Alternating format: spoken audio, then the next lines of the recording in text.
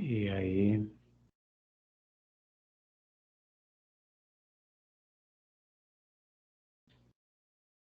vou fazendo um resumo do que a gente viu na última aula. O pessoal vai acabando de chegar. Vou compartilhar a tela.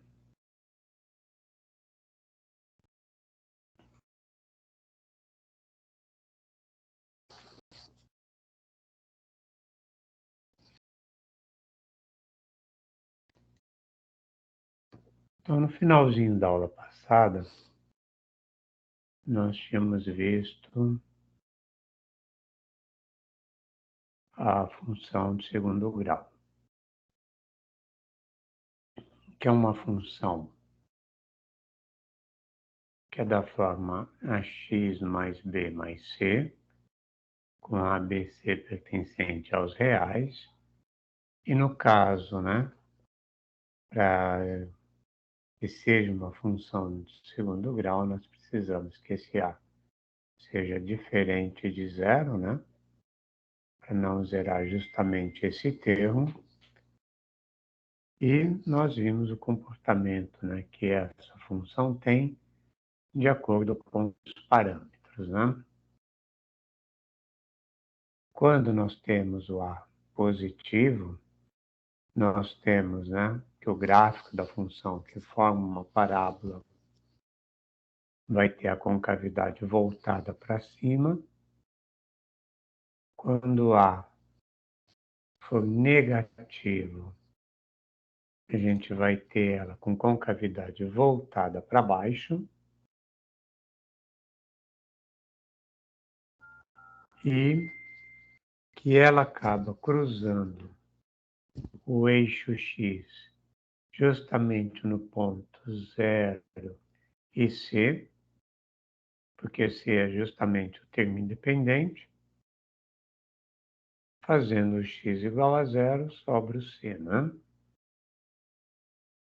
E aí a gente viu que a existência de raízes, que são os pontos onde o gráfico cruza o eixo X, vai depender desse termo que a gente chama de delta, que é dado por B2 menos 4AC. Se o delta for positivo, temos duas raízes distintas, x1 e x2, e que é dada pela fórmula de Bhaskara, que está aqui embaixo,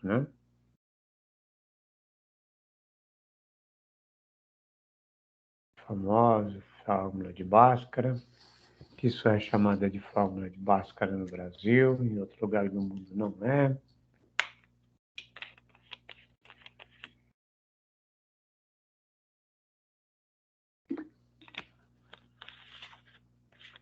Tem umas controvérsias aí.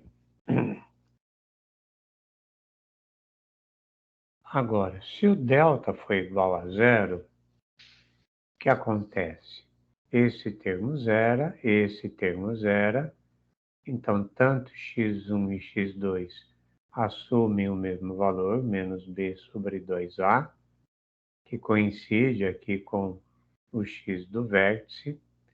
Então ela acaba tendo uma única raiz de multiplicidade 2 e que o gráfico, nesse caso, só toca o eixo x, Com o delta negativo, nós não temos raízes reais, porque para nós, que só estamos trabalhando com os números reais, não faz sentido raiz quadrada de número negativo.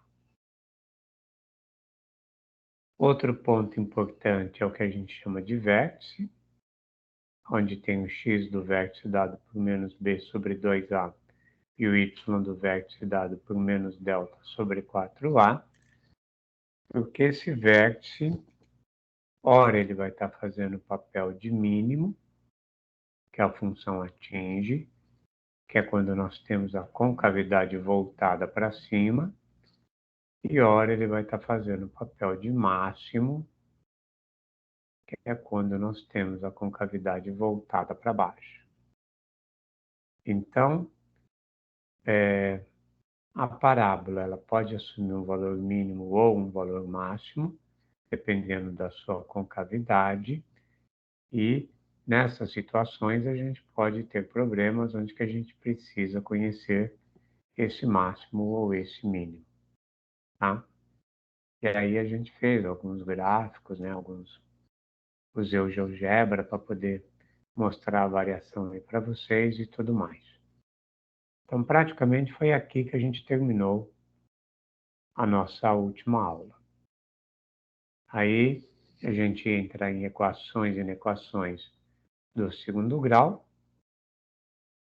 e que isso envolve, né, resolver equações quando a função é uma função de segundo grau ou uma inequação quando a função, né, é de segundo grau.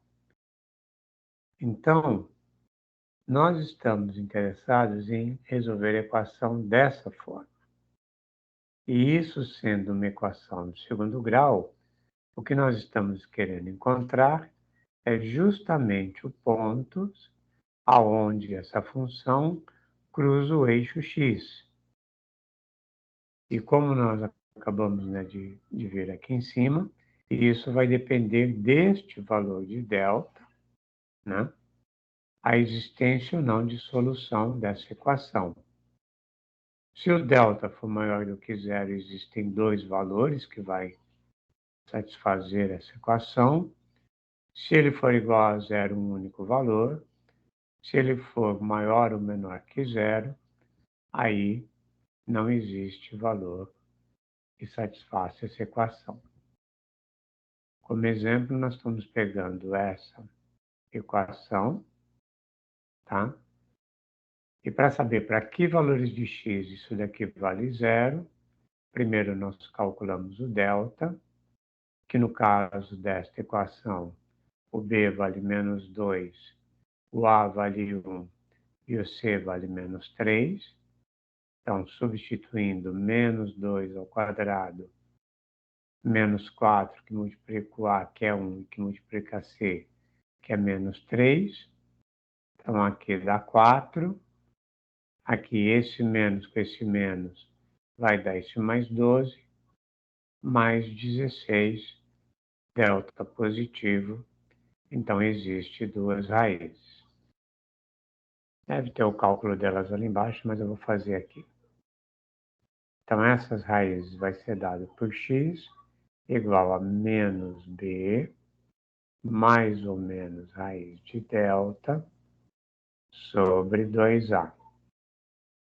Que neste caso nós vamos ter menos o menos 2, então fica 2, mais ou menos raiz de 16, que multiplica 2 vezes 1, 2. E daqui a gente tira duas possibilidades. Raiz de 16 dá 4. Então, 2 menos 4 vai dar menos 2 sobre 2, que isso é igual a menos 1. E 2 mais 4 vai dar 6 dividido por 2, que isso dá 3. Então, os valores de x que tornam essa equação verdadeira é o menos 1 e 3. Então, neste caso, nós temos o conjunto solução formado por dois elementos, né, o menos 1 e o 3. Tá? Então, essa seria a solução dessa equação.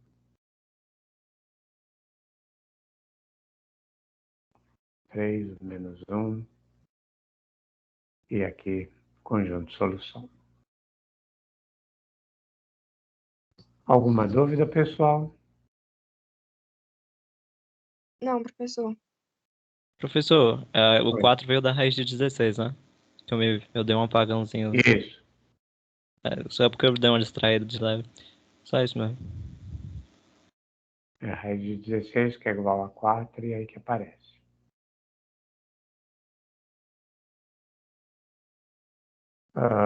Às vezes a equação, né, não está nessa forma bonitinha, né, que já aparece a parábola aqui. Às vezes a gente tem alguma coisa do tipo x² menos 2x igual a 4x mais 3, tá? Então, primeiro a gente tem que transformá-la, né, numa equação equivalente a essa. Que neste caso eu passo esse 4x para cá e esse 3 também, e aí fica x ao quadrado. 4 vai passar como menos, então fica menos 6x, e o 3 passa como menos, e aí é essa equação de segundo grau que a gente trabalha, onde o meu A vale 1, o meu B menos 6 e o C menos 3. Então aqui a gente calcula o delta, que vai ser o menos 6 ao quadrado, menos 4 que multiplica o A e que multiplica o C, e que isso vai dar 36. Esse menos com esse menos fica mais 12, que isso dá 48. Positivo tem duas raízes, tranquilo. Qual que seriam as raízes? X vai ser igual a menos o B, que é o 6, mais ou menos raiz de 48, sobre 2 vezes o A, que é 2. Bom, 48 não vai dar raiz exata, mas ele dividido por 2 dá 24, por 2, 12. Então, deixa eu fazer bonitinho aqui. 48 por 2, 24, por 2, 12, por 2, 6, por 2, 3, 3, 1. Então, eu posso escrever como 2 elevado à quarta vezes o 3. Então, como 48 pode ser escrito com 2 elevado à quarta vezes o 3, a raiz quadrada dele vai ser igual a raiz quadrada de 2 à quarta vezes o 3. 2 à quarta, a raiz quadrada dá 2 ao quadrado, sai para fora da raiz, e o 3 continua. Então, isso é 6 mais ou menos 4, raiz de 3 sobre 2. A única coisa que a gente consegue simplificar é que dá para colocar 2 em evidência aqui em cima, porque 6 é divisível por 2. Então, fica 2 que multiplica 3 mais ou menos 2 raiz de 2 sobre 2. Aí esses dois se cancelam. E aí fica as duas raízes, que se a gente não usar a calculadora, deixa indicado, né? 3 mais ou menos. Oh, desculpa, aqui não é 2 não, aqui é 3. Que aqui é raiz de 3. 2 raiz de 3. Então essa seria a solução para essa equação aqui. Tá? Então é um outro exemplo que a gente tem. E que antes da gente, né, aplicar a fórmula de Bhaskara, a gente tem que ter definida qual é a equação de segundo grau que a gente está trabalhando, né? Então tem que transformar primeiro. Agora, no caso da inequação, aí a gente vai ter uma infinidade de casos aí, né? A gente precisa saber, pelo menos, fazer um pequeno esboço do gráfico da parábola para que a gente possa responder, né, uma inequação. Então, vamos pensar que eu tenho a função dessa forma, e que a minha equação é do tipo menor ou igual, tá? Então, quero, né, os negativos. E aí, como é que fica, né? Bom, se o meu A for positivo, que ela tem concavidade voltada para cima, e o meu delta deu negativo, tá? Então, o gráfico da parábola vai ser desse tipo, não cruza o eixo X, e, portanto, como ela está acima do eixo X, não importa o valor de X que você pegue, ela vai ser sempre positiva. E ela sendo positiva, esse tipo de inequação, o conjunto de solução seria o vazio, né? Porque ele quer os valores em que ela é negativa ou igual a zero, tá? Então, a gente teria que fazer uma análise, né?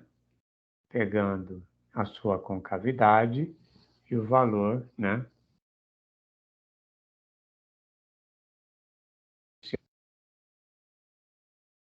Agora, se o delta for igual a zero, e ela ainda tiver concavidade voltada para cima, significa que ela vai tocar o eixo X justamente no valor do X do vértice, tá?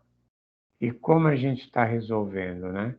Inequação da forma f de x menor ou igual a zero, então quer dizer, a igualdade a zero entra, então aí o meu conjunto de solução seria formado por um único ponto, e que esse ponto seria o x do vértice.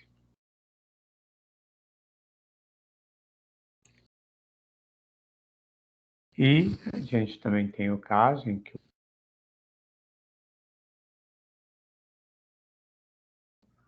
e aí o delta também é positivo, o Professor, que significa que ela tem... Oi, você pode repetir de novo essa parte aí agora que você deu uma travada? Não, é que você tava mesmo embaixo, no início. aqui? É que você deu uma travada na voz. Ah, tá. Então, agora a gente tem o caso do A maior do que zero, tá? Com cavidade voltada para cima. O delta sendo maior do que zero, significa que nós temos duas raízes distintas, tá? Ela cruza o eixo X. E aqui, a parábola dessa forma, ela tem essa região que fica fora das raízes como positiva, porque é a parte, né, que ela está acima do eixo, e ela tem essa parte aqui, que é a parte negativa, que é a parte,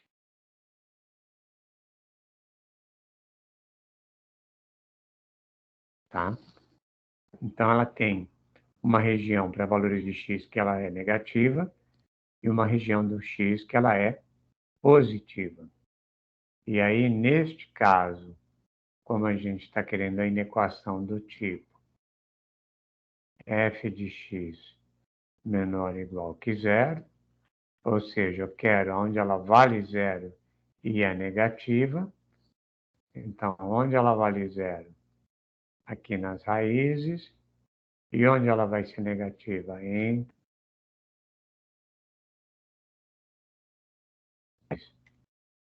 Então aqui, ó, o meu conjunto de solução não é só um valor, ou dois, como estava aqui, né?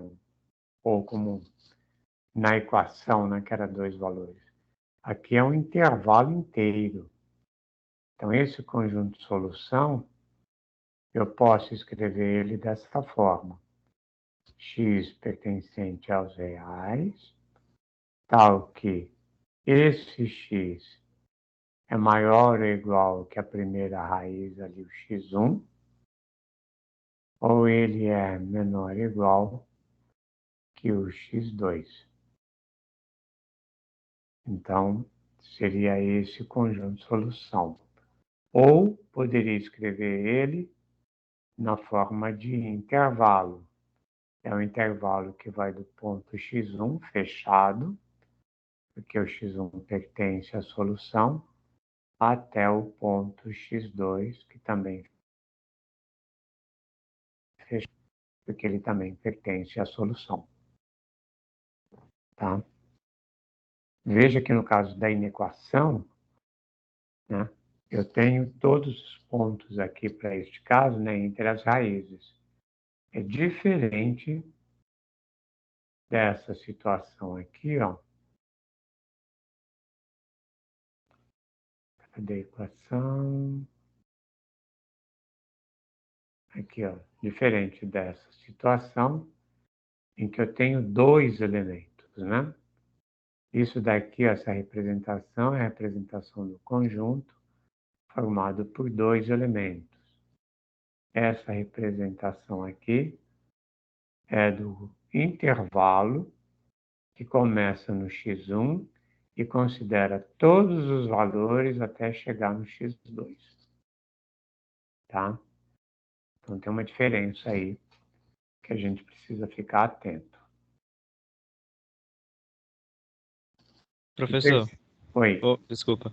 Os intervalos são marcados com os parênteses em si?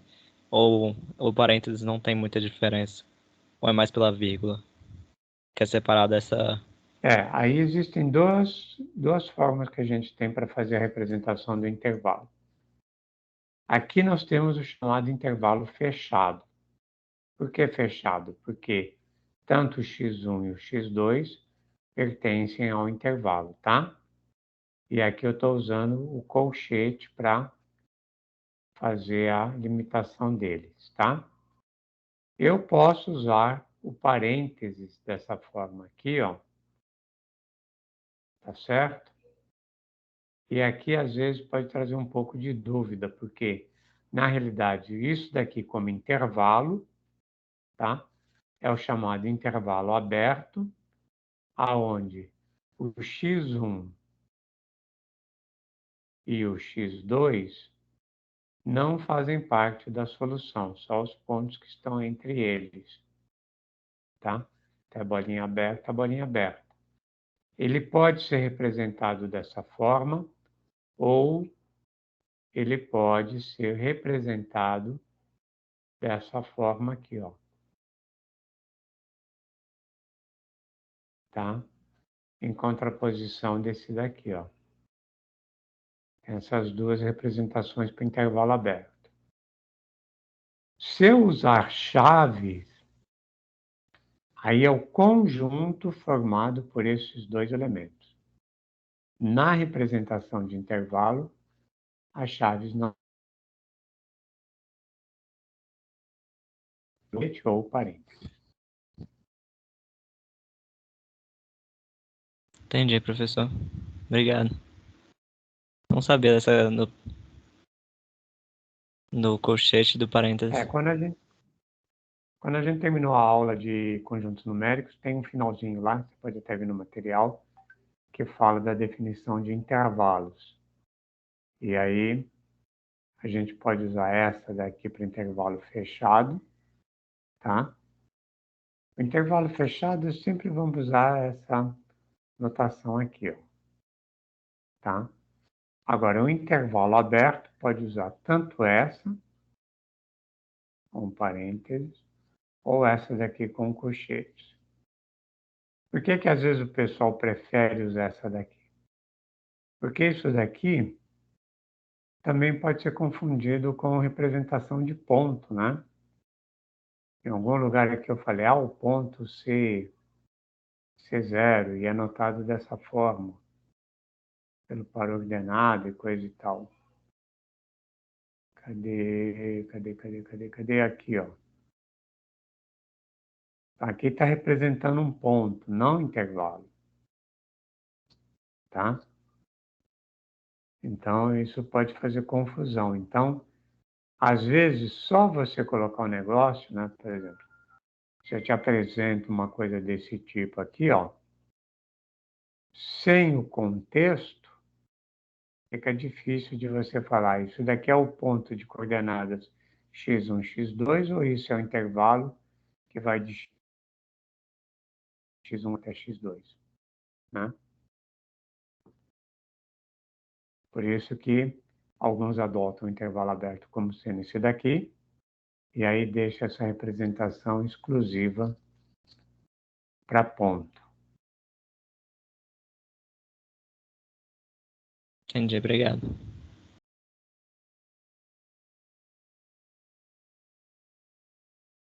Aqui a gente tem um exemplo, onde eu pego essa inequação, que não está na forma, né, que a gente estaria habituado, eu teria que ficar com uma parábola menor ou igual que alguma coisa, né? Antes de vir para cá, antes que eu me esqueça. Até deixar daí como exercício, né? Mas veja que toda essa análise que a gente fez aqui, nós consideramos o A maior do que zero, com cavidade voltada para cima. A maior do que zero, e aqui A maior do que zero. Mas tem os equivalentes para o A menor do que zero, né? Então, se eu tiver a situação A menor do que zero, ou seja, com cavidade voltada para baixo, e o delta também negativo, não cruza o eixo x, é porque a parábola vai estar aqui, ó, debaixo do eixo x. E agora, ela é negativa em todos os pontos, que é positiva. Então, essa combinação aqui, a parábola sempre vai ser negativa. Aqui, se a gente for fazer o equivalente, a gente teria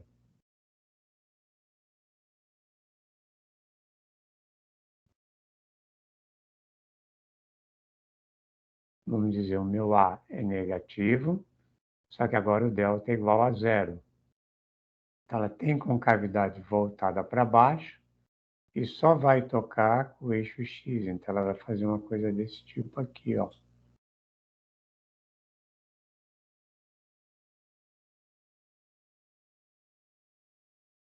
Tá?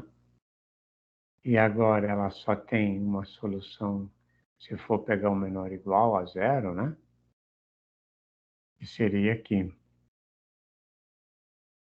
E quando ela tem o delta positivo, fazer desse outro lado aqui, ó.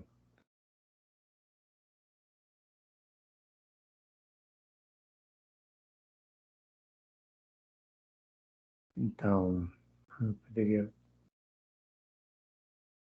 Deixa eu levantar um pouco mais isso.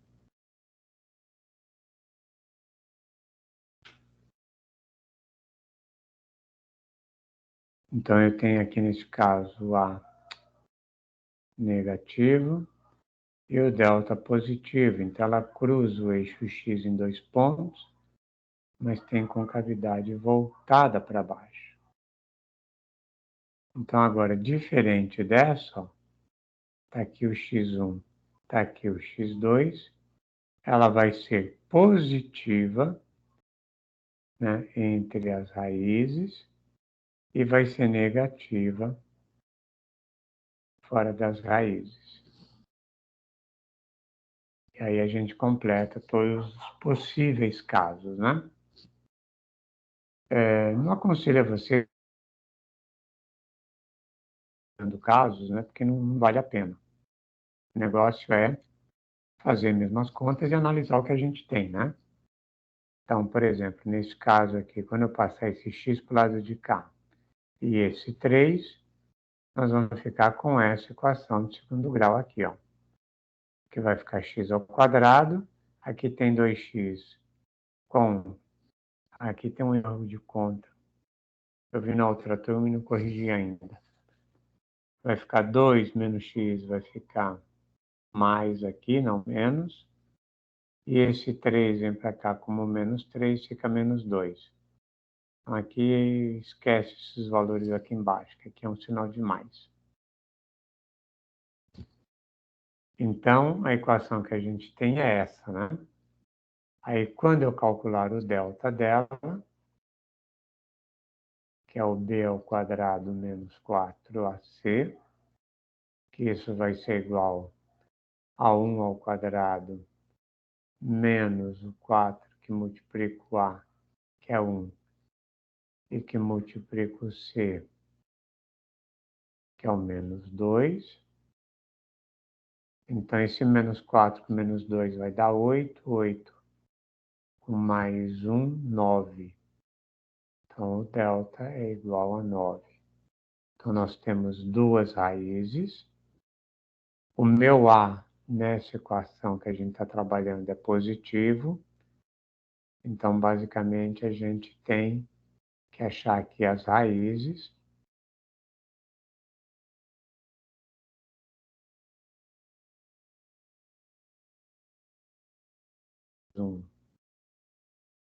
Mais ou menos, raiz de delta, que é 3, sobre 2 vezes o A, que é 2. Então, aqui a gente tira menos 1 com menos 3, menos 4 sobre 2, que dá menos 2. E menos 1 com mais 3 vai dar 2 sobre 2, que é igual a 1. Então, as minhas raízes é menos 2 e 1. Então, fazendo aqui um esboço rapidinho, só com as raízes, né, do gráfico, é o menos 1. Não, aqui é o 1, né, na realidade, então é o menos. Número negativo é o menos 2.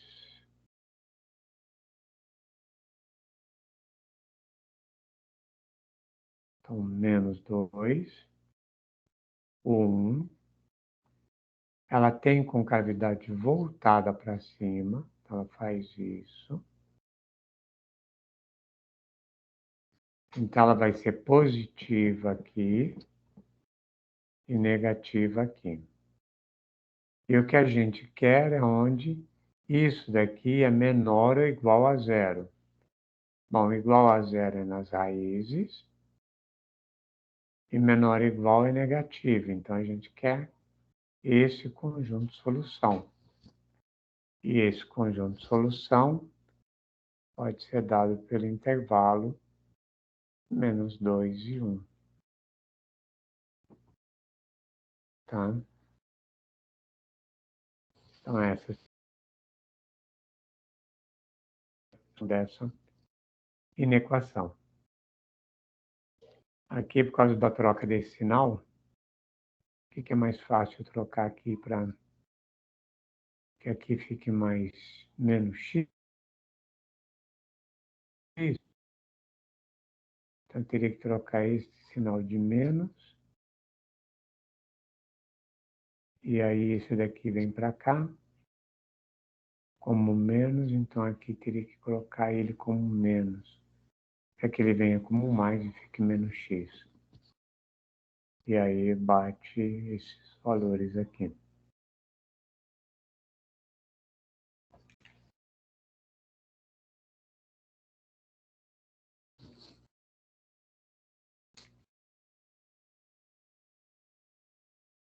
Bom, essas são as equações e inequações do segundo grau.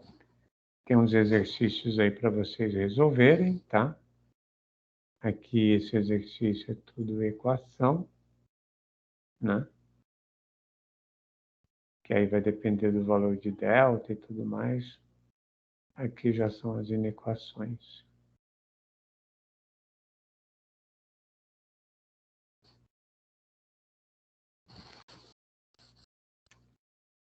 E aí a gente chega, pelo menos nessa revisão, né? As últimas duas funções que nós vamos dar uma olhadinha. Função exponencial e função logarítmica, tá? Que tem envolvido nessas funções modelos de crescimento populacional, decaimento radioativo, coisas desse tipo.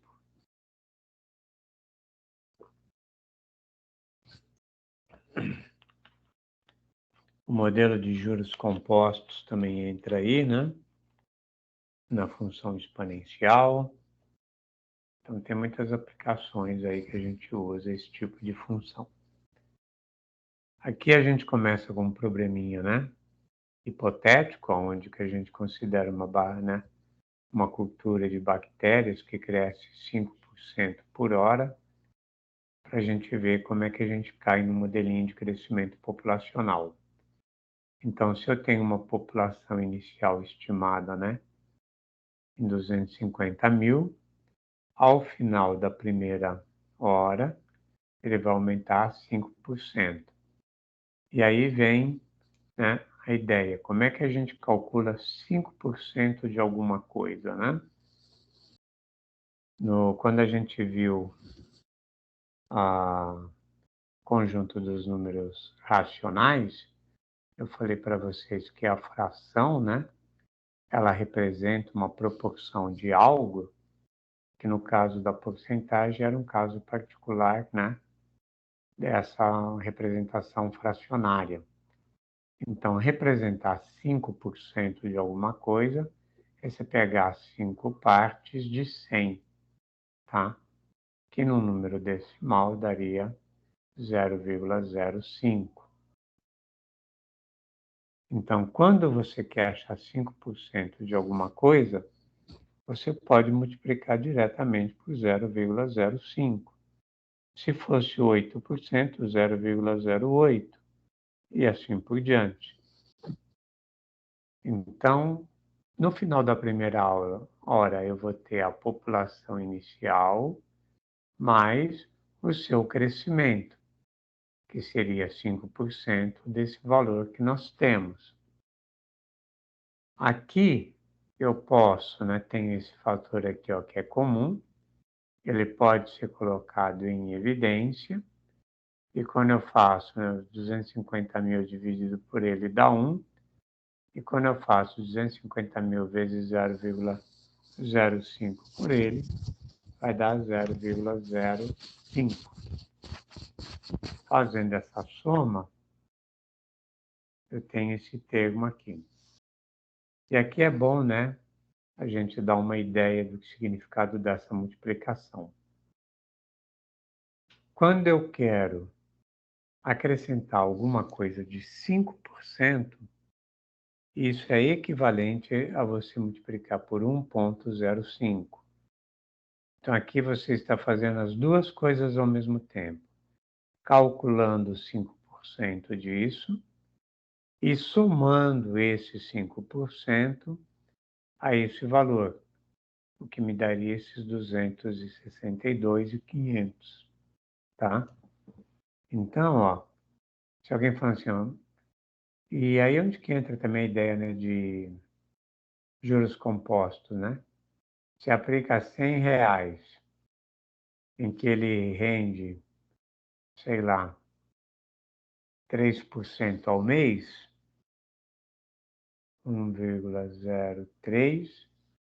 Então, ao final do primeiro mês, você teria esses 100 vezes esse valor, e isso vai dar R$ 103, que é o 100 somado com os 3%. Se fosse 8%, 1,08. Se fosse 20%, 1,2. Se fosse 35%, 1,35. Então, aqui você coloca o valor da porcentagem, que você quer calcular. Bom, no final da primeira hora, a gente tem esse valor. E aqui a gente tem isso no começo da segunda hora, e quando chegar ao final da segunda hora, ele vai aumentar mais 5%. Então, o que equivale a multiplicar isso daqui por 1,05. Mas lembrando que esse número é os 250 mil vezes 1,05. Então, se a gente substituir aqui, isso seria equivalente a pegar o 250 e multiplicar por 1,05, que multiplica esse 1,05, 1,05 ao quadrado, e que vai dar esse valor. Então, ao final de X horas, Aí a gente generalizando o problema, seria aquela população inicial multiplicada pelo fator de crescimento, que é 1,05, elevado à quantidade de horas, que é x. Tá? E é aí que aparece a função exponencial, né? Porque a minha variável da função, ela está num expoente, tá? Ela é expoente de alguma quantidade aqui. Então, aqui, naquele caso, né?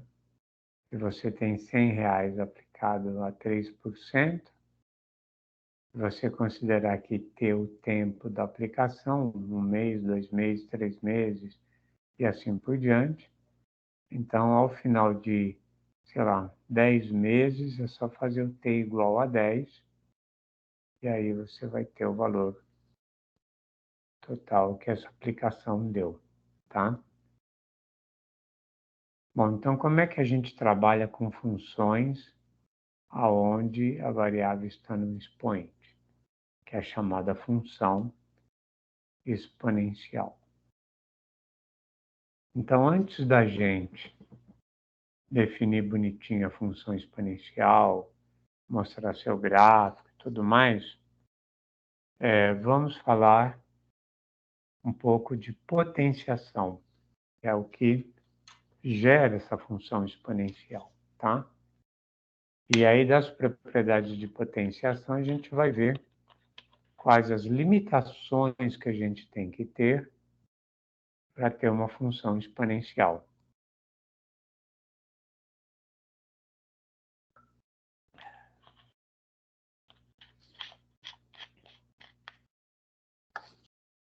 Hoje peguei uma comidinha meio salgada, bebendo água toda hora. Então, primeiro vamos definir o que é uma potência de um número quando esse n, né, a potência ou expoente, é um número natural. Então, o que seria o a elevado a n? Tá? Por definição, a elevado a zero vai ser igual a 1. Então, se o n for zero, dá 1. E o a elevado a n pode ser interpretado como a que multiplica a elevado a n menos 1, isso para qualquer n maior ou igual que 1. Em outras palavras, né? Depois, o que é o AN menos 1? É o A que multiplica o AN menos 2, e assim vai. Em outras palavras mais simplistas, né? Fazer A elevado a N é fazer A vezes A vezes A vezes A, N vezes, né? Multiplicar o A N vezes. Então, por exemplo, 2 elevado à terceira, nada mais é do que 2 vezes 2 vezes 2, e que isso vai dar 4 vezes 2, 8, tá? Então, é assim que a gente faz a potenciação de um número, e por enquanto estou considerando esse n um número natural. Bom, aí existem algumas propriedades, né, que são facilmente demonstradas pela definição. E, por exemplo, quando eu tenho a elevado a um m que multiplica a elevado a n, tá? É a mesma base com expoentes, né? Poderia até ser iguais, mas com expoentes diferentes. Isso vai ser igual a A elevado a M mais N, né? Por quê? O A elevado a M é A vezes A vezes A, e isso M vezes. E isso está multiplicado por A vezes A vezes A, N vezes, né?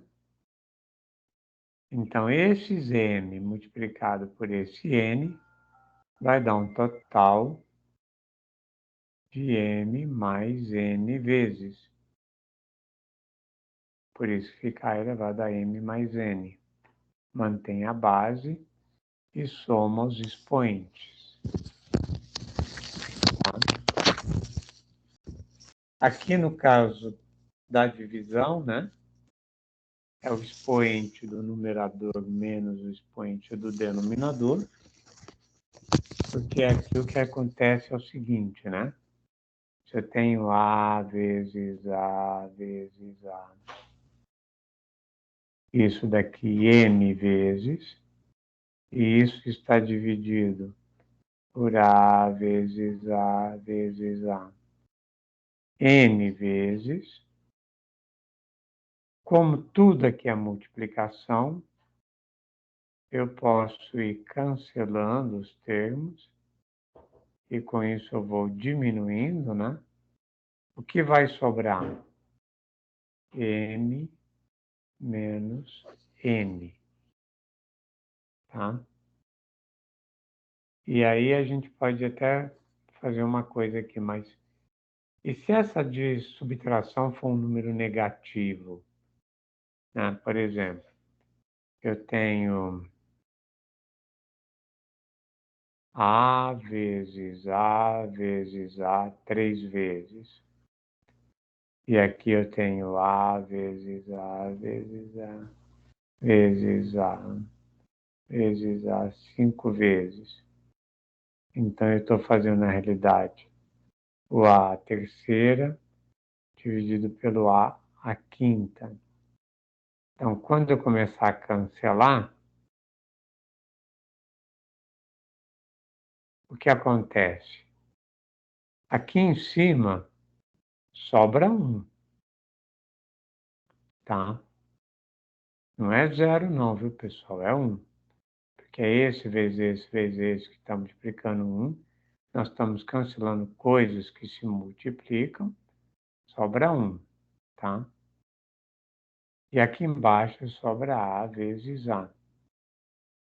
Que isso daqui vai dar 1 sobre A ao quadrado.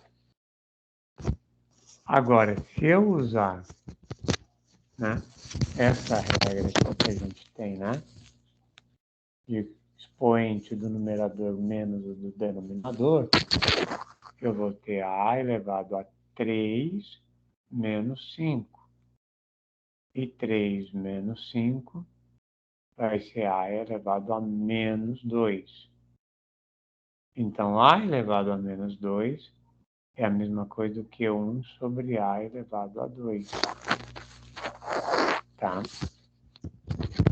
Então, expoentes negativos significa que você tem 1 dividido por esse negócio elevado ao expoente positivo.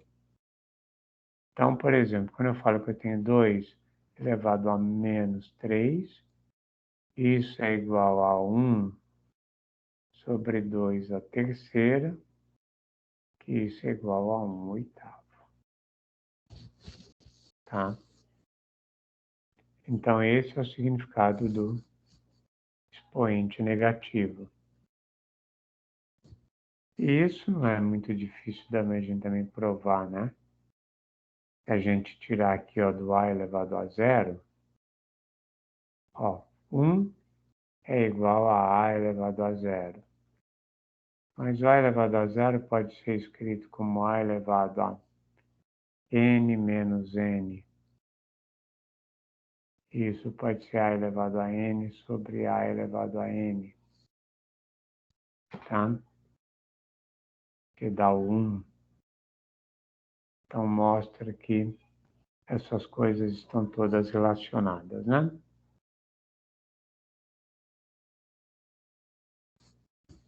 Bom,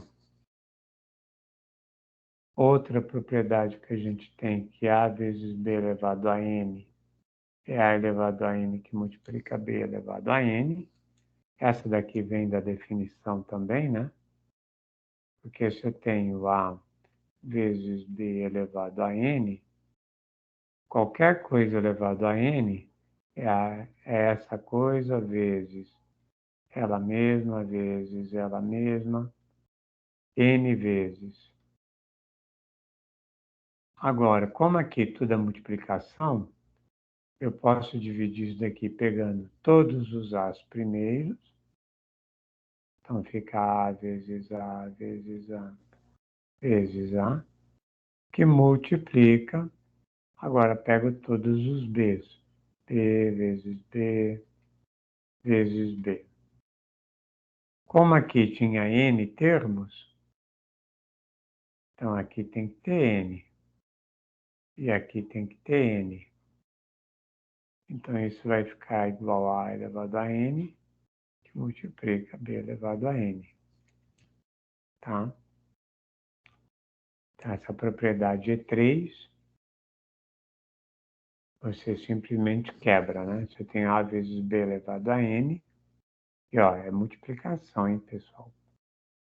Não vai fazer com soma e subtração, não. Então, fica A elevado a N, que multiplica B elevado a N. Na divisão, a mesma coisa. E a potência, né? De potência, a gente mantém a base, multiplica os expoentes. Por quê? Se eu tenho A elevado a N elevado a N, então qualquer coisa elevado a N é essa coisa que multiplica ela mesma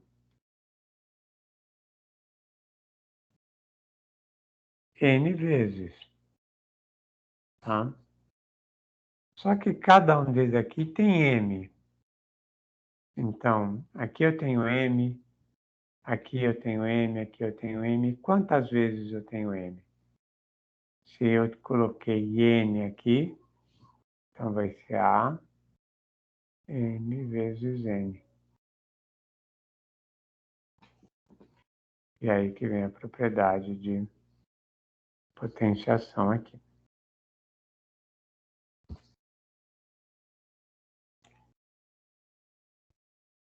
Tá claro tudo isso, pessoal?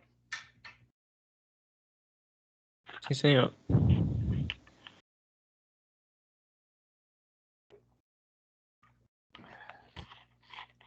Bom, tudo isso que nós estamos fazendo até aqui, essas propriedades e tudo mais, está valendo para os números naturais, né? E até aqui nós pegamos os números inteiros quando pegamos a potência negativa. Mas o que eu posso, né, definir quando eu tenho esse número sendo uma fração, né? Então, por exemplo, se eu tenho A elevado a N igual a B, para poder isolar, né, esse B, eu posso achar a raiz desse lado, a enésima raiz desse lado, e aí vou ter que o A vai ser igual a raiz enésima de B. Aqui está trocado, aqui é B, tá? Bom, e é assim que a gente resolve algumas equações, né, exponenciais pela radiciação. Agora, o que a gente vai ver é que a enésima raiz de um número é equivalente a fazer isso em número elevado a 1, né, sobre n, tá? Que seria a potência de um número fracionário. Aqui eu não vou fazer como se fosse uma demonstração, mas ele serve como um exemplo, né? Vamos pensar que a gente tenha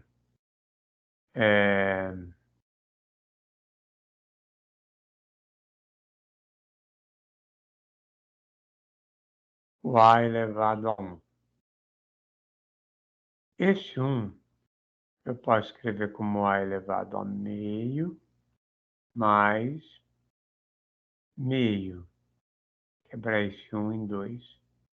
E usando a propriedade, né, de A elevado à soma dos expoentes, seria A elevado a meio, que multiplica A elevado a meio, tá?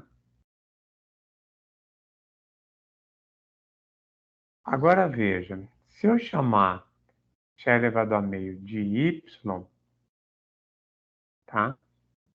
O que eu tenho aqui no final é que Y vezes Y, que é Y ao quadrado, tudo isso é igual a A. Então, na realidade, esse Y seria igual à raiz quadrada de A. Só que o que eu chamei de Y é A elevado a meio. Então, a raiz quadrada de A pode ser escrito como A elevado a meio. Tá certo? Isso aqui é só uma representação para a raiz quadrada. Mas, na realidade, a gente pode generalizar isso. Se eu tenho A elevado a P sobre Q, uma fração qualquer, isso é equivalente à raiz qésima de A elevado a P. Aí tem uma regrinha que o pessoal usa, né? Ah, na transformação de potência com números fracionários para raiz. O que está na sombra vai para o sol, o que está no sol vai para a sombra, né? Tem umas coisas desse tipo. E essa equivalência a gente pode até verificar na calculadora, tá? Você pegar aqui, por exemplo, vamos pegar uma raiz conhecida, vamos pegar, por exemplo, raiz de 9, que dá 3, tá? Isso é a mesma coisa que eu pegar o 9, fazer ele elevado a 1 dividido por 2. Então, eu estou fazendo 9 elevado a 1 dividido por 2, que seria o equivalente a elevar a meio, né? 9 elevado a meio.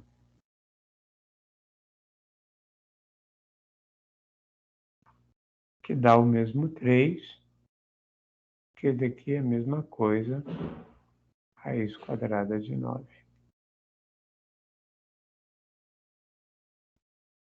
Tá certo?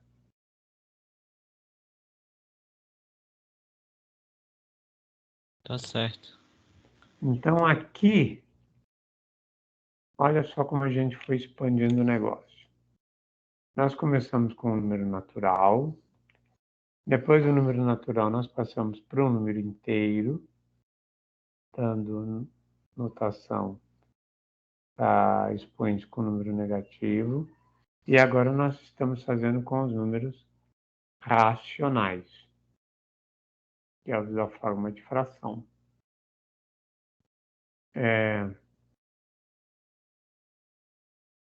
Eu só vou fazer um rabisco aqui só para passar a ideia, né?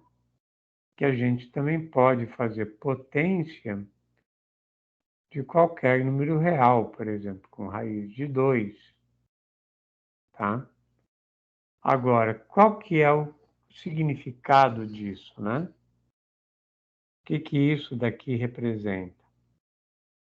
Bom, o raiz de 2 pode ser escrito como 1,41, 42 e por aí vai, tá? Bom, se eu dividir esse número, né? Eu posso escrever como 2 elevado a 1 mais 0,4, que vai dar esse 1,4, mais 0,01, que é esse 1 que aparece aqui, mais 0,0004 e assim vai. Então, fazer 2 elevado a essa soma é a mesma coisa do que fazer 2 elevado a esse número, que é o 2 elevado à raiz de 2. Agora, se a gente usa a propriedade lá, né?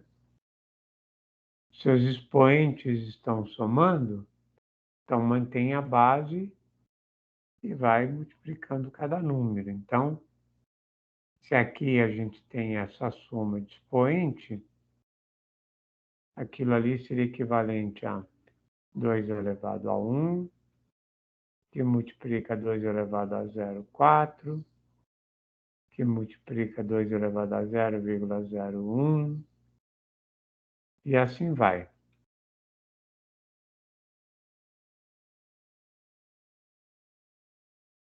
Bom, 2 elevado a 0,4 é a mesma coisa que 2 elevado a 4 sobre 10. Então, isso daqui vira uma raiz. Então, fica 2 elevado a 1, que multiplica raiz décima de 2 à quarta, mais esse número aqui é o 1 sobre 100. Então, raiz centésima, né, de 2 elevado a 1. E assim vai. Aqui não é mais, aqui é multiplicação. Então, é uma multiplicação de várias raízes, tá? Aqui, por sinal, pode aparecer aqui raiz. Essas raízes de índice par aqui, ó, o número que está dentro não pode ser negativo, né? Então, para que a gente possa fazer uma potência com qualquer número real, inclusive os irracionais, esse número aqui, que é o que nessa representação aparece dentro da raiz, tem que ser exclusivamente maior do que zero, tá?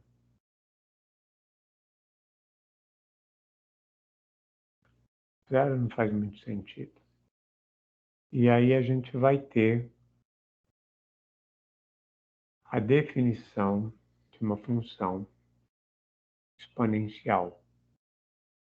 Porque agora eu posso pensar em falar em 2 elevado a x, tá?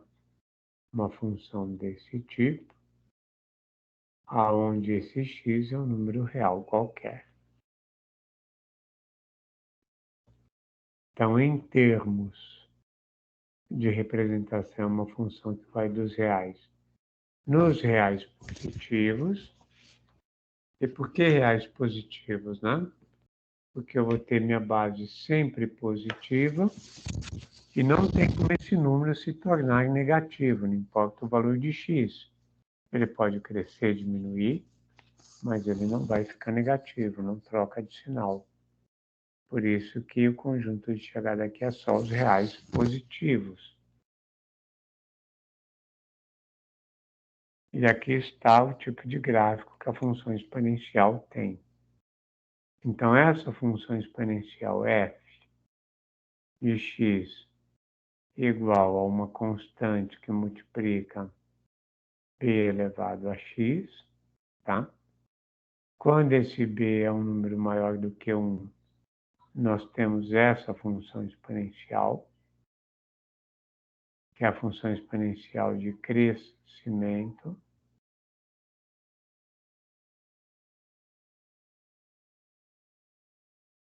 Quanto maior o valor de b, mais rápido ela cresce. Quanto menor o valor de b, ela cresce mais lenta.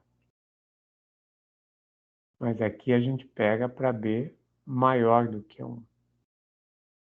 Se o b for igual a 1, bom, 1 elevado a qualquer coisa é o próprio 1. Então fica uma função constante aí, tá? Essa função cruza o eixo y nesse valor aqui, ó, que é quando x vale 0, b elevado a 0 vai dar 1, e c vezes 1c. Então, todos os gráficos das funções exponenciais passam por esse mesmo ponto. Agora, se o b estiver entre 0 e 1, tá aí, ó, é aberto em 0, aberto em 1.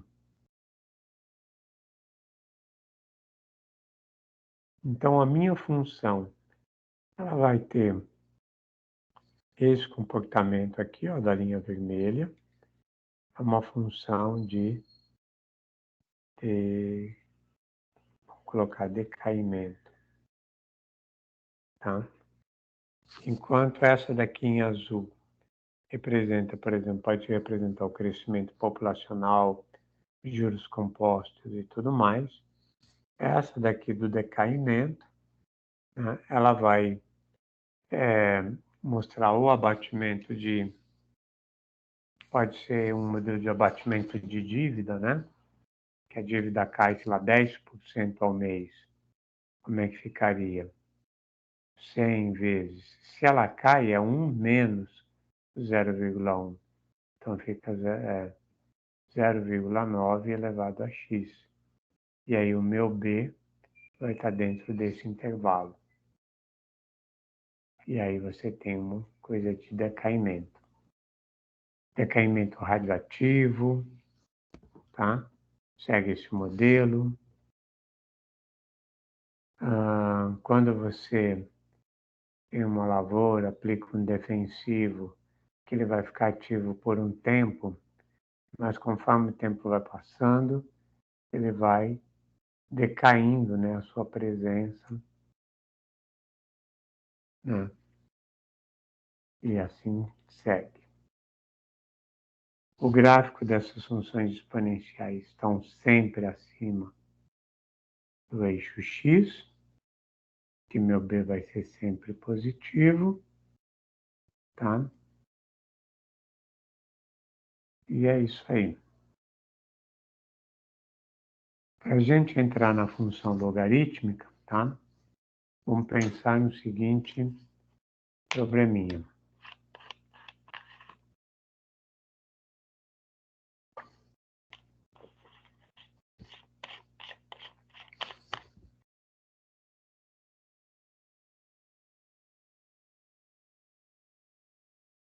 Se eu pegar uma equação exponencial da forma 2 elevado a x igual a 8, tá?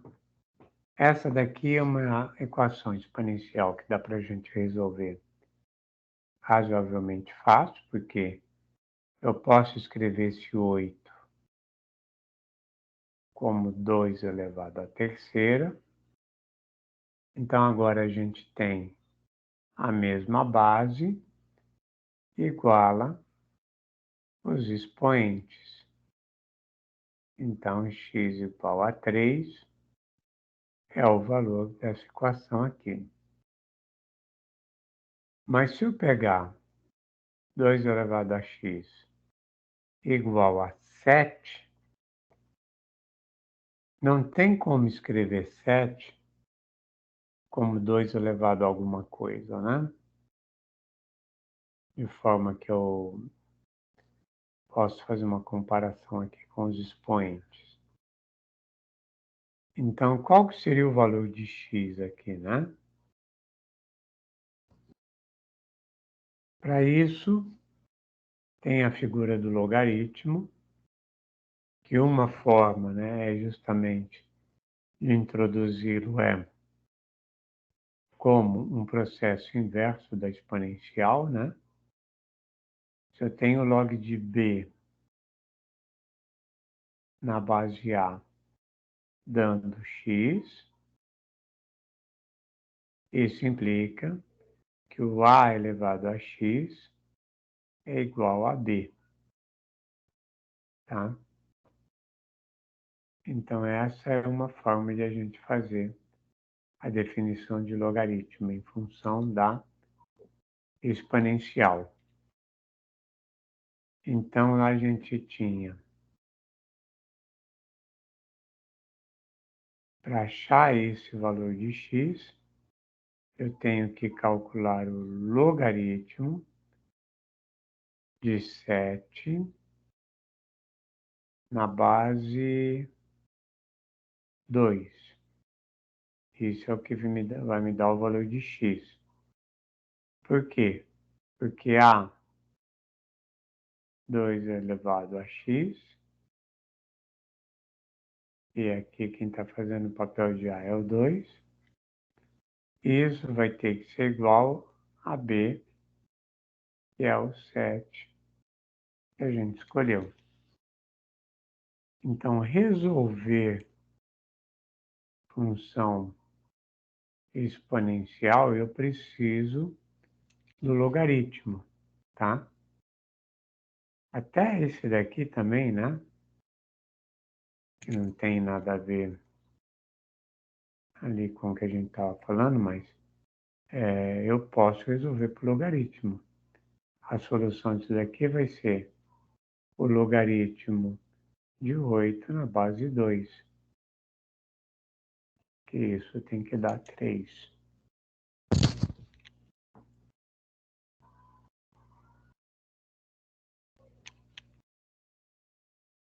Como o logaritmo é definido em função da exponencial, ele tem algumas propriedades, né, que vêm dessa definição, e aqui estão algumas, né? O logaritmo de 1 em qualquer base A vai ser sempre igual a 0,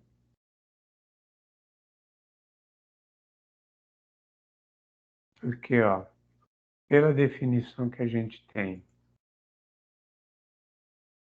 deixa eu apagar um pouco aqui para ficar mais visível aí.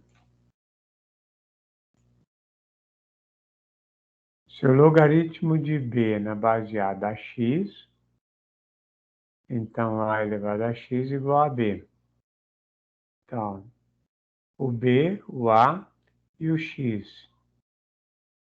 Então, se o log de 1 na base A é igual a 0, e isso acontece porque A elevado a 0 vai ser igual a 1.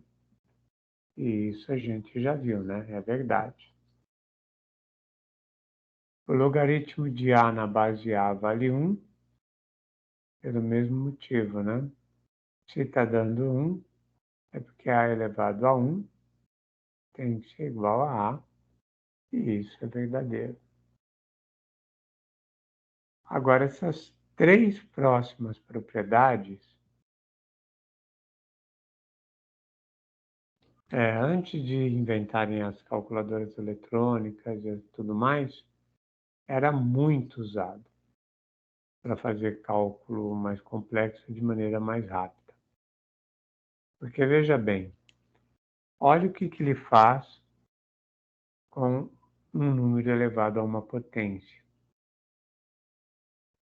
Ele simplesmente vira o número da base multiplicado pela potência,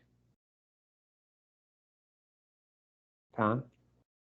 Se eu tiver, por exemplo, logaritmo de 2 elevado a 3 na base, considerar a base 10, vai.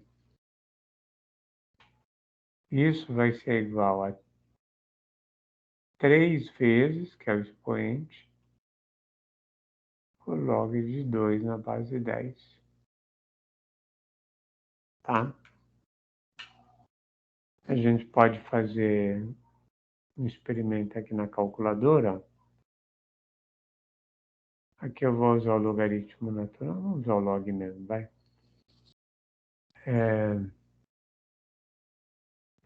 O logaritmo, como eu vou fazer uma conta a mais, vou abrir um parênteses, de 2 elevado à quinta, é esse o valor, ele vai ficar guardado aqui. E agora o que eu quero é calcular o log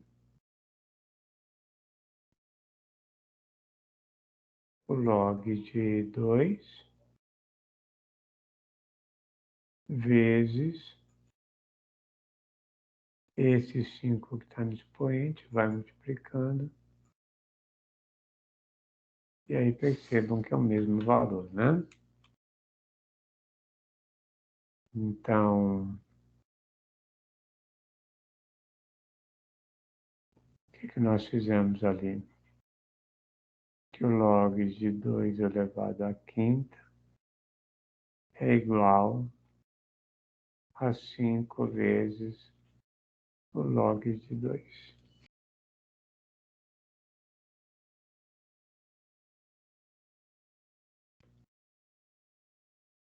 Bom, como é que fica a representação da função logarítmica?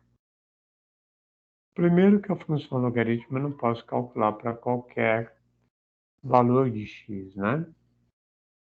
Como aqui está f de x igual ao log de x na base A. Se vocês olharem, ó, o conjunto de partida tem duas principais restrições. Ele é positivo e ele é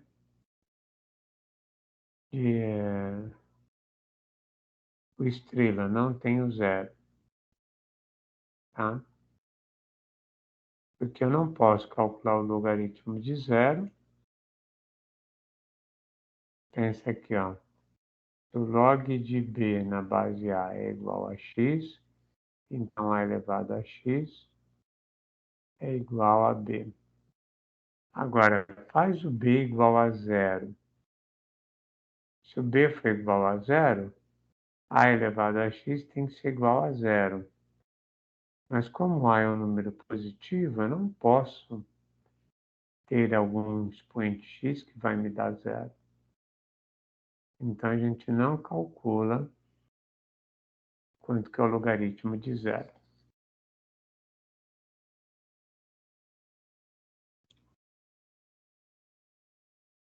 E aí estão os possíveis gráficos, né, de uma função logarítmica. Não importa a base, o logaritmo de 1 vai ser igual a zero. Essa linha azul aqui é quando a minha base logarítmica é maior do que 1. E esse daqui, quando tiver entre 0 e 1. Que é um logaritmo decrescente, aqui um crescente.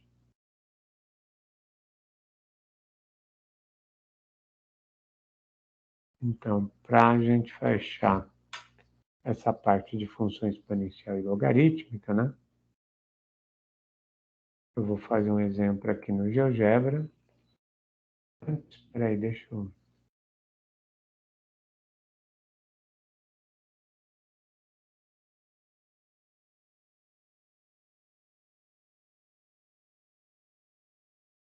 Vamos colocar um controle aqui. Peso guisante. Expoente negativo não tem problema, né? Deixar.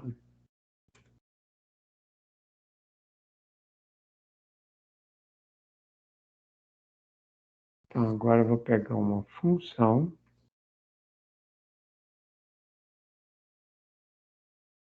que vai fazer o A, que é minha base, elevado a x, e isso no intervalo de menos 10 a 10. Então, está aí.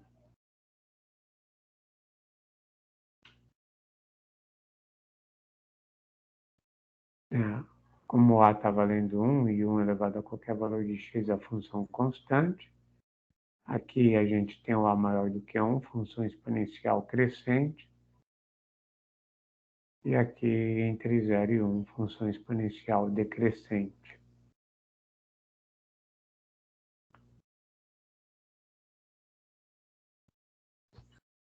Eu preciso de uma propriedade que eu ainda não falei dela.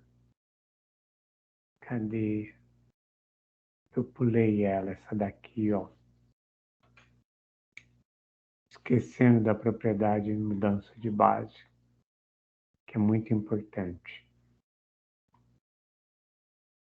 Porque ela vai mudar a base do logaritmo, e isso daqui vai me permitir fazer cálculos, né, com qualquer logaritmo. Então, por exemplo, tinha um probleminha aqui, né, que nós colocamos, em que a gente queria calcular o logaritmo de 7 na base 2. Só que quando você pega a calculadora, ou eu tenho o logaritmo na base 10, ou eu tenho o logaritmo natural, que é na base do número de Euler. Eu não tenho logaritmo na base 2, né? Então, como é que eu faria esse cálculo?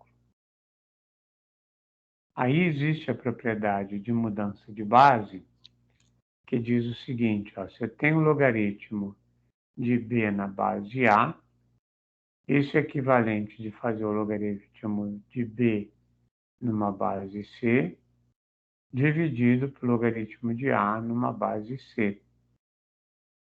Então, se eu consigo calcular o logaritmo numa base C, eu consigo calcular esse logaritmo em qualquer base, tá? Então, por exemplo, aqui, ó, onde a gente queria calcular o logaritmo de 7 na base 2, eu posso fazer isso na calculadora calculando o logaritmo de 7 na base 10 dividido pelo logaritmo de 2 na base 10. E é esse valor aqui, ó. Então, 2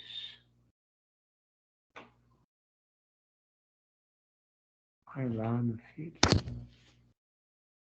Então, ó, 2 elevado a esse número, como aqui com o meu caso decimais, né? Vai dar aproximadamente o 7. Só não está dando 7 por causa das casas decimais que foram cortadas ali, né? Então, 2 elevado a x era igual a 7. Qual que era o valor de x? Esse valor aqui, ó. 2,8 e aí sim vai.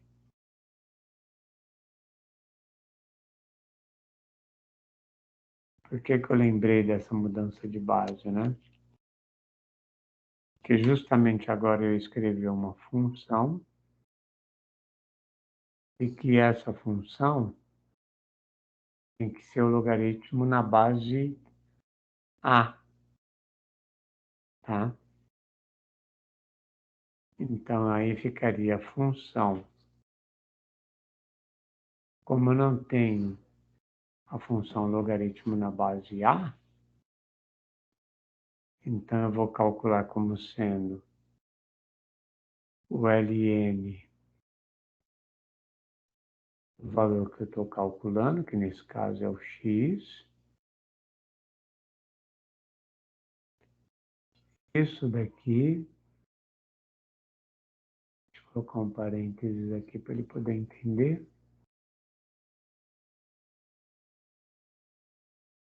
Dividido pelo logaritmo de A. Aí, esqueci de pôr a variação. Pagar. Fazer de novo.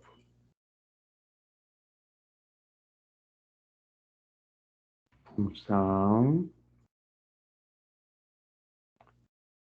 o logaritmo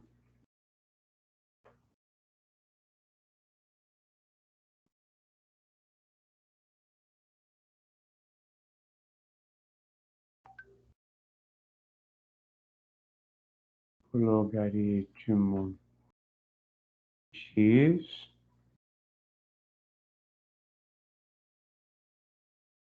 dividido pelo logaritmo, o n lá, isso, logaritmo de A, vírgula, indo de... Logaritmo não pode ser negativo, mas eu vou pôr aqui. Sem problema algum, ele não vai. Então, tá aí a função logaritmo que tem essa base.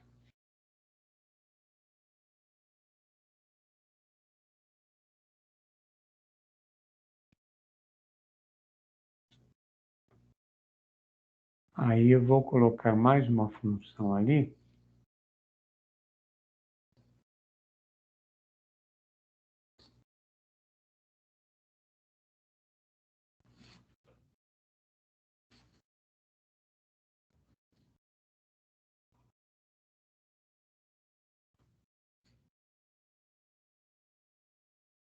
Ai, não.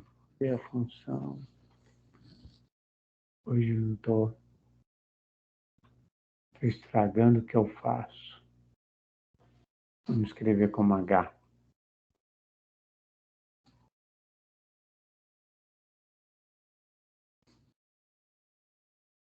Então,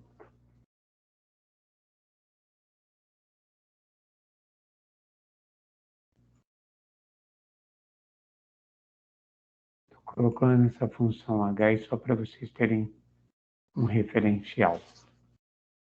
Bom, esse primeiro gráfico aqui é da exponencial.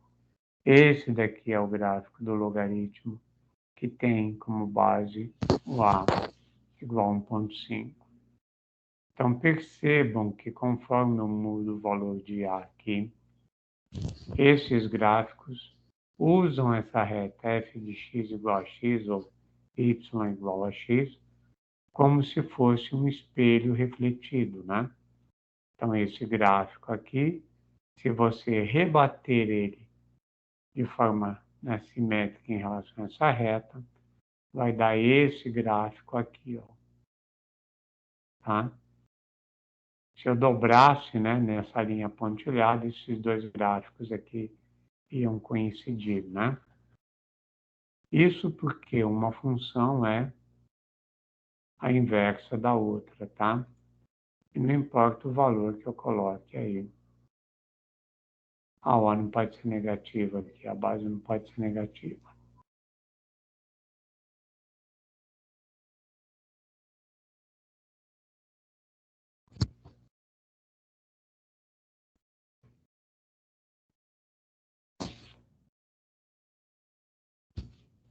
O único lugar em que esse A aqui não pode estar, né, para a função logarítmica, que perceba que cada vez que esse A vai se aproximando do 1, essa linha aqui laranja vai se aproximando de uma reta que vai ficar paralela ao eixo Y, passando aqui pelo 1, tá? Tanto que se eu colocar no 1, ela desaparece, ó. Por quê, né? Porque vai deixar de ser função, né? Então, na base do logaritmo, né, a gente tem essa restrição, tá? Esse A tem que ser diferente de 1.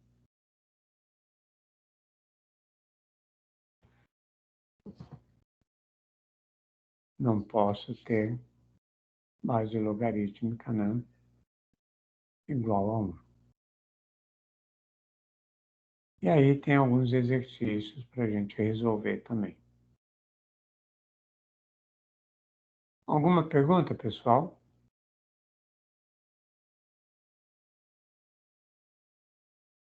Não, professor. Bom, aqui tem algumas outras funções que a gente vai ver também durante o curso, tá? E que são funções básicas também que a gente vai acabar usando, né? Vou só fazer um pequeno resumo delas aqui rapidinho, né? Uma função da forma x elevado a n, né? Onde esse n pode ser qualquer número real, por exemplo, x elevado à terceira, x elevado à quarta, tá? Como fica um gráfico dessas funções, né? Se a função tiver um índice ímpar, ela vai ter mais ou menos esse comportamento aqui, tá? E se ela tiver o expoente par, ela vai ter um gráfico desse tipo aqui, tá? Então, para n ímpar, ela faz esse comportamento, e para n par, ela faz isso. Então, aqui funções do tipo x à terceira, x à quinta, x à sétima. Lógico, né? Não vai dar o gráfico exatamente igual. Você está aumentando a potência, ela vai fechando aqui mais rápido, né? Mas o formato do gráfico é desse tipo. E aqui, x ao quadrado, que é a parábola, x à quarta, x à sexta, esse é algo desse tipo. Essa função recíproca ou inversa, né, f de x igual a 1 sobre x, que a gente vai usar, né, nos modelos de limite, limite infinito e tudo mais. Ela é uma função que não pode ser calculada para x igual a zero, porque senão vou ter 1 dividido por zero, né, e não pode. E quando você traça ela, ela tem esse comportamento aqui, ó. Ela é uma função, na realidade, ela dá uma hipérbole, né? Cada vez que você vai chegando aqui perto de zero, o que vai acontecendo? Ela é definida como f de x igual a 1 sobre x. Esse número aqui de baixo vai ficando pequenininho, e aí essa divisão vai crescendo.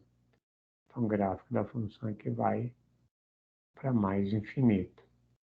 Se você estiver pegando valores negativos, ela vai para menos infinito. A gente vai usar essa função no estudo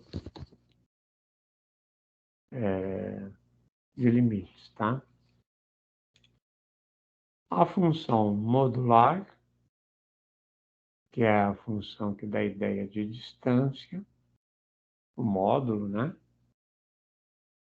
Em que você considera x, se o x for positivo, ou menos x, ou seja, troca o sinal, se o x for negativo. Então, por exemplo, o módulo de menos 3 é igual a 3, e o módulo de 3 é igual a 3. Por que eu falo, né, que o módulo dá ideia de distância, né? Porque se você está num ponto, vamos dizer aqui, marcando 1, e esse ponto marcando 3, qual que é a distância desses números, né? Se você medir daqui para cá, 1 menos 3, isso dá menos 2. Mas você não vai falar em distância negativa, então você pega o módulo. Módulo de menos 2, que é 2. Agora, se você estiver pegando como referencial daqui para cá, 3 menos 1 igual a 2. Então, não importa de onde você esteja, né? Caminhando daqui para cá, você vai andar 2 unidades. Caminhando daqui para cá, você vai andar 2 unidades, né? Então, para medir distância, a gente usa a função módulo.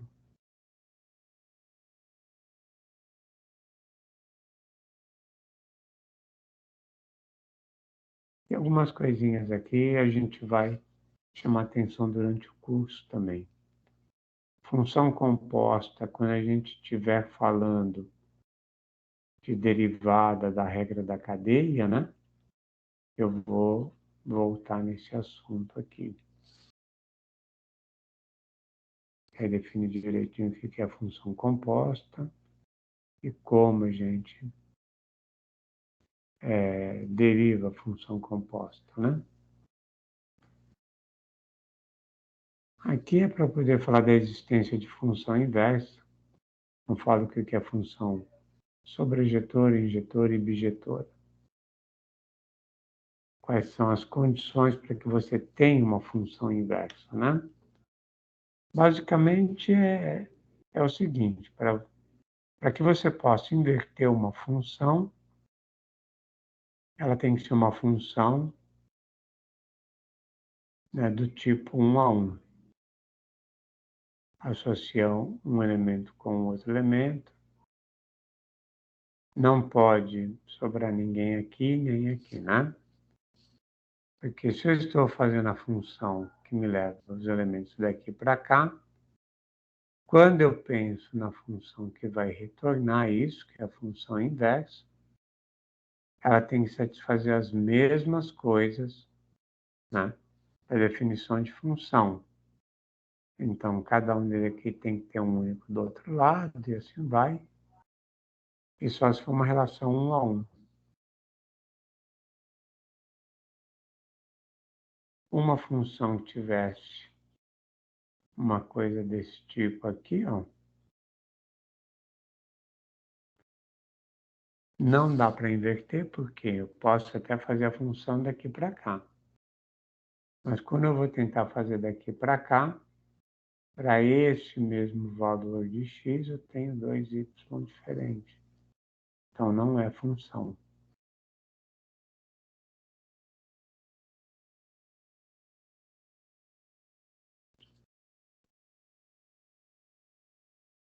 Então, a função f de x dá y.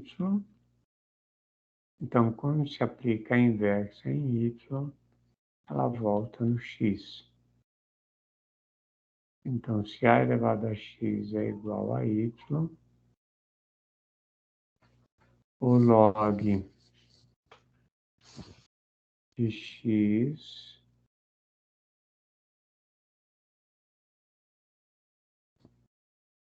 na base de A, desculpa, o log de y na base de A dá o x. Então, aqui a gente mostra que a função exponencial e a função logarítmica são funções inversas, né? Pega o x, leva até o y, essa daqui pega o y e volta para o x. Pega o x e leva no y, essa daqui pega o y e volta no x. Tá? Para isso que serve a função injetora aí. E aí tem alguns exercícios para serem feitos. Alguma dúvida, pessoal?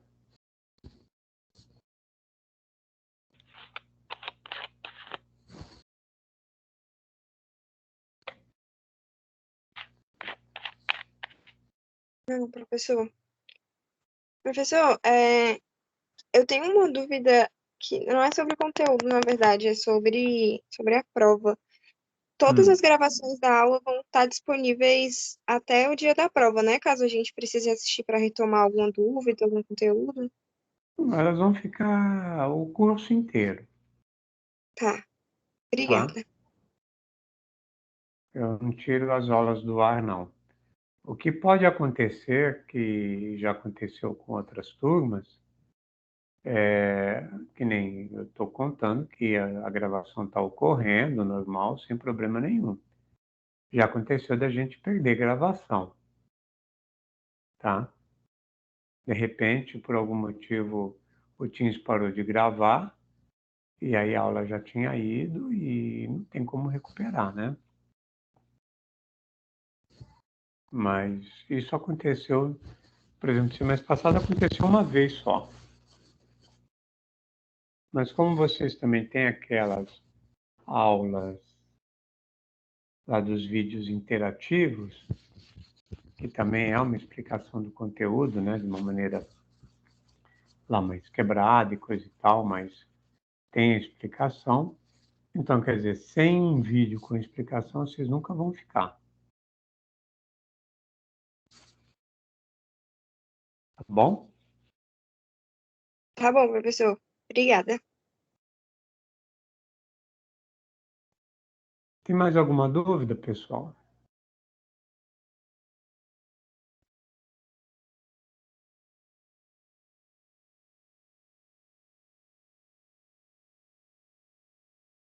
Bom, pessoal, com o término dessa aula, a gente termina essa parte de revisão de funções, conjuntos numéricos e tudo mais, tá? O nosso próximo assunto que a gente vai entrar é a parte de cálculo de limites, que aí é o conteúdo mesmo da parte de cálculo diferencial. Eu não vou entrar nele no dia de hoje, tá? Vou deixar para vocês fazerem até a tarefa dessa parte de aula de funções. Se ainda tiver alguma dúvida, vocês perguntem, né? Tirem as dúvidas, porque aí na próxima aula a gente vai pegar um conteúdo que realmente é o tipo de conteúdo que vocês nunca viram, tá? Que é o cálculo de limites, a definição do conceito de limites, tá certo?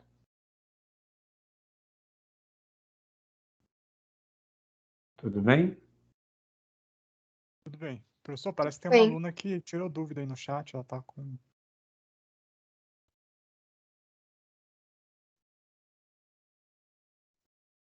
Você vai ter aula de dúvidas antes da prova? Bom, aí depende de como a gente vai estar com o calendário, tá, Ana? Mas geralmente eu faço umas aulas de exercício, sim, tá? Tirando dúvidas. Não posso garantir que vai ser uma aula, 2 aulas, isso depende. Depende do cronograma, como a gente vai estar. A nossa primeira prova está marcada para que dia mesmo? Deixa eu ver se eu abro aqui o plano de ensino.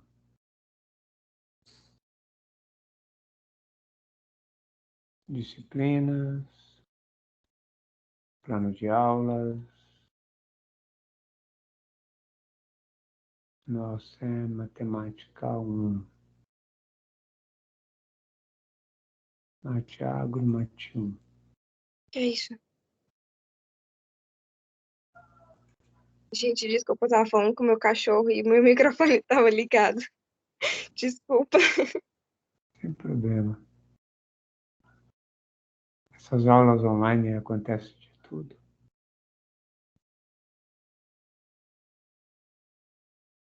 11/3. Do 2, né, professor? Hã? Do 2, não? Não, a primeira atividade avaliativa, aquela que vale 80% da nota, é 11/3. Que vocês têm 11/2, deixa eu ver se tem alguma coisa aqui, 11/2. É o dia de hoje, né? Tem um mês certinho. Que é o que eu pretendo ver a parte de limites, certo? E antes da gente começar a aula sobre derivadas de funções. Então,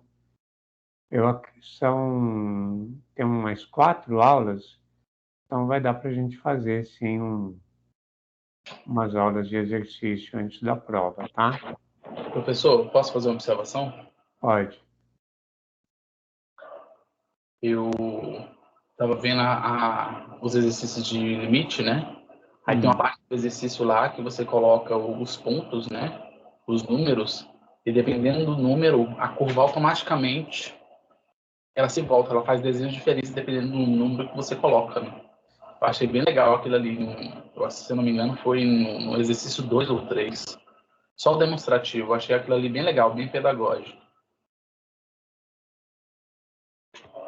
Você fala na de limite, né? Isso. Tá, eu acho que tô a par do que é. Eu faço uma confusão, às vezes, com turma, vocês não estranhem, não, porque no diurno tem o pessoal que faz uma matemática para o agronegócio.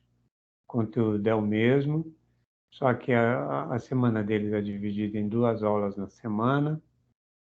Então, às vezes, eu penso que eu estou numa turma, estou na outra. Às vezes me perco um pouco nessa questão aí. Mas a nossa primeira avaliação está marcada para dia 11/3, tá? Que vai envolver essa parte de limites que a gente vai começar. A parte de limite, ela, assim, às vezes o pessoal demora um pouquinho para poder pegar esse conceito por causa da ideia que tem, que é uma característica dos números reais, né? que você pode começar a se aproximar de um número sem atingir esse número e cada vez ficar mais perto, né, desse número. Então, esse é um conceito que, quando você traz para a vida real, você não consegue encontrar nada que tenha essa característica, né? Você vai, por exemplo, andando em direção a uma porta, uma hora você chega na porta, não tem como não chegar. Mas você pode pegar, por exemplo, o número 1, eu posso usar o 09, o 099, o 09999, e cada vez estou mais próximo do 1, mas não alcançando o 1. Então é mais ou menos uma coisa desse tipo. Mas isso a gente deixa para a próxima aula. Tudo bem? Tranquilo. Se vocês não tiverem nem mais uma dúvida, eu vou parar a gravação